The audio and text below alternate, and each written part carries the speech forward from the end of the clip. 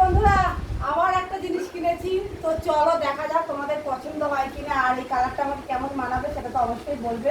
তো চলো দেখা যাক, এটা দেখানোর পর তোমাদের বলবো দাম কত। দাম শুনে না তোমরা এরকম হয়ে যাবে, তোমাদের মুখটা বন্ধ হবে না, ঠিক আছে? দামটা শোনার পর হয়ে থাকবে শুধু এত সুন্দর একটা জিনিস, এত মানে এই দামে তোমরা জানতেই পারবে না। তো চলো দেখাচ্ছি।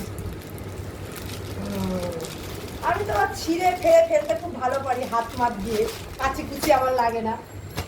বাবা দেখে তো আমার হচ্ছে ভালোই হচ্ছে। কোনখানটা ছিঁড়বে? এই তো বেশি ছেঁড়া যাবে না, যদি আবার চেঞ্জ চুজ করতে হয়, ঠিক আছে? সব রকমই তো সমস্যা আছে। তো এই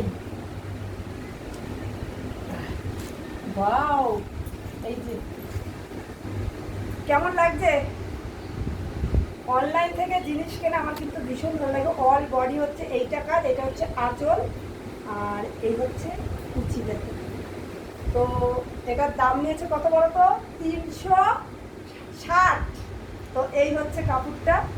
তো কেমন লাগছে? তোমরা যদি এটা মানে অর্ডার করতে চাও করতে পারো, খুব কিন্তু ভালো শাড়িটা। 360 টাকার বিনিময়ে এত সুন্দর শাড়ি পাওয়া এটা অনলাইনের পক্ষেই সম্ভব। মানে এটা আমরা কিসের থেকে নিলাম? ফ্লিপকার্ট থেকে, ঠিক আছে?